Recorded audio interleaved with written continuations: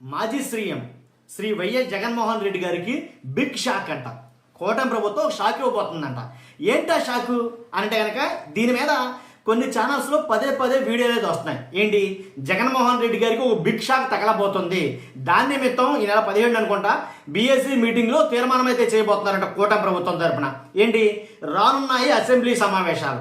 ఈ అసెంబ్లీ సమావేశాల్లో జగన్మోహన్ రెడ్డి గారికి అలాగే 11 మంది ఎవరైతే ఉన్నారో జగన్మోహన్ రెడ్డి గారి ఎమ్మెల్యేలు వాళ్ళకి అందరూ కూడా ఒక బీభత్సమైన షాక్ అయితే ఇవ్వబోతున్నాం అని వాళ్ళు మాట్లాడుతున్నమాట. అసలు ఏంటది, దాని గురించి మనం మాట్లాడబోతాం. మాట్లాడబోయే ముందు రాష్ట్ర ప్రజలందరికీ వాస్తవాలు తెలియాలి. అందు గురించి మీ బాధ్యతగా మీరు లైక్ చేయండి. మీరు లైక్ చేస్తే ఎక్కువ మందికి ఇన్ఫర్మేషన్ షేర్ అవుతుంది. కొత్తగా మన ఛానల్ చూస్తే పక్కాగా సబ్స్క్రైబ్ చేయండి. మీ అమూల్యమైన అభిప్రాయాన్ని కామెంట్ రూపంలో తెలియజేయండి. ఏంటా షాక్ అంటే ఒక్క ముక్కలో చెప్పాల్సి వస్తే కనుక ఏదైతే ఎమ్మెల్యేగా జీతాలు తీసుకుంటున్నారో ఆ జీతాలన్నీ కట్ చేయాలి వాళ్ళకి. ఎందుకని, వాళ్ళు ఏదో వస్తున్నారు అసెంబ్లీ సమావేశాలకి మొదటి రోజు వచ్చి అటెండెన్స్లో సంతకాలు పెట్టేసి వెళ్ళిపోతున్నారైతే జీతాలు తీసేసుకుంటున్నారు. కాబట్టి జగన్మోహన్ రెడ్డి గారికి ఈ రకంగా షాక్ ఇవ్వాలి అని అన్నారు.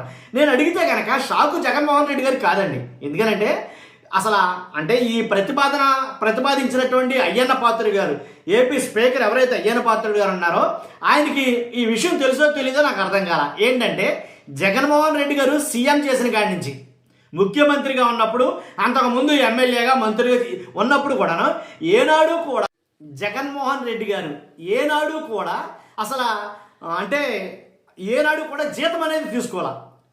ఎమ్మెల్యేగా ఉండగా కానీ ముఖ్యమంత్రిగా ఉండగా కానీ ఆయన జీతం తీసుకోవాలా. ఉదాహరణకి ఒక ఎమ్మెల్యేకి జీతం ఎంత వస్తుందో చూద్దాం. 1,25,000 నుంచి 1,30,000 వరకు జీతం వస్తుంది. అన్ని అలవెన్సులు అవి కలుపుకుంటే కనుక సుమారు 2 లక్షల వరకు రావచ్చు. కానీ ఎప్పటికీ కూడా జగన్మోహన్ రెడ్డి గారు ఎప్పుడూ జీతం తీసుకోలేదు. మరి ఈ విషయం ఎలా మర్చిపోయారు నాకు అర్థం కాల. అంతేకాదు ముఖ్యమంత్రిగా ఉన్నప్పుడు 3,35,000 సుమారు సబ్జెక్టు కరెక్షన్ వస్తుంది ఒక ముఖ్యమంత్రికి వచ్చే జీతం ఇది. కానీ ఏనాడు కూడా జగన్మోహన్ రెడ్డి గారు జీతం తీసుకోవాలా. రూపాయి తీసుకోవాలి కాబట్టి సింగిల్ రూపాయి, 1 రూపాయి తీసుకుని ఆయన అధికారం చలాయించారు. అది విషయం. కాబట్టి అంటే అసెంబ్లీకి రాకపోతే జీతం కట్ చేసేస్తాం, అసెంబ్లీకి రాకపోతే అలవెన్సులు కట్ చేసేస్తాం అని ఎందుకు నాకు చిన్నపిల్లల మాటలాగా అనిపించింది. వాస్తవంగా అంటే ఇంకో మాట మాట్లాడతారు వాళ్ళు. ఏమనంటే కనుక మిమ్మల్ని ప్రజలు ఎన్నుకున్నది ఎందుకు, వాళ్ళ సమస్యలు తీరుస్తారని కదా, వాళ్ళ సమస్యలు ఏంటో ప్రభుత్వానికి చెప్తారని కదా. అంటే కనుక నిజం మాట్లాడాలంటే అసెంబ్లీకి వచ్చి ఎంత చేస్తారో, ఎంతసేపు మాట్లాడతారో దానికి 10 బయటే కూర్చుని వాళ్ళ సమస్యలన్నీ ప్రభుత్వానికి చెప్తున్నాడు జగన్మోహన్ రెడ్డి గారు. ఎలాంటి డౌట్ లేదు దీంట్లో. కానీ వాళ్ళ సమస్యలు ఏంటో వాళ్ళ సమస్యల దగ్గరికి జనం దగ్గరికి వెళ్ళి వాళ్ళ సమస్యను ఎలుగెత్తి చూపిస్తున్నాడు అనేది చెప్పొచ్చు. కాబట్టి ఈ విషయం మీద కేంద్ర ప్రభుత్వానికి లేఖ రాసాం.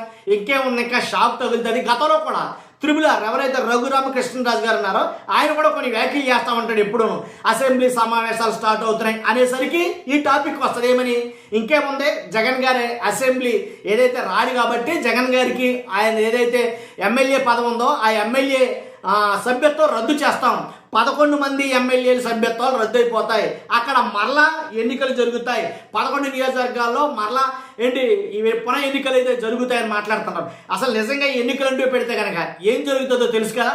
వాస్తవం నేను చెప్పనవసరం. పెట్టే ధైర్యం ఉందా, సభ్యత్వాలు రద్దు చేసే ధైర్యం ఉందా? ఇప్పుడు జీతాలు కట్ చేయాలంటే కేంద్ర ప్రభుత్వం లేఖ రాస్తారు.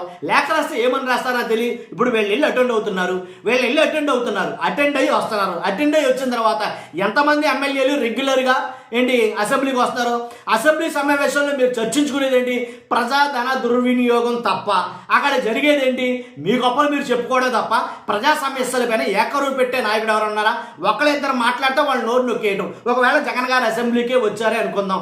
వచ్చిన తర్వాత ఏం జరుగుతుంది, అక్కడ ఈయన మాట్లాడదాం అనుకున్న ఏదైతే సమయం ఉందో ఆ సమయం ఆయనకు రాదు. మైక్ కట్ చేయటాలు, ఈయన మాట్లాడిన ఒప్పడాలు, ఆయన గొంతు నొక్కడాలు ఇవన్నీ జరుగుతూ ఉంటాయి.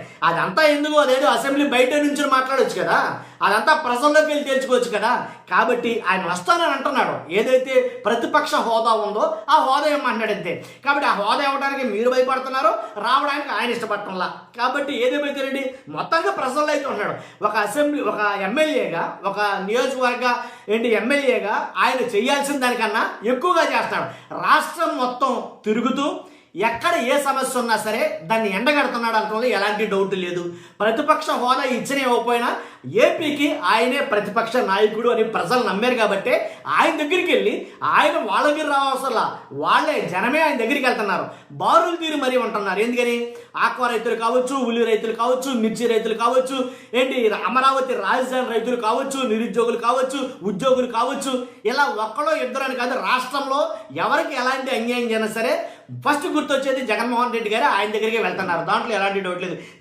జనం ఫిక్స్ అయ్యారేమో, నాకు అర్థం కావట్లేదు విషయం. కాబట్టి వెళ్ళాల్సిందేమో అధికారంలో ఉన్నది వాళ్ళ దగ్గరికి, కానీ వెళ్తుందేమో అధికారం లేకపోయినా సరే, అంటే ముఖ్యమంత్రి కాకపోయినా సరే జగన్మోహన్ రెడ్డి గారికి.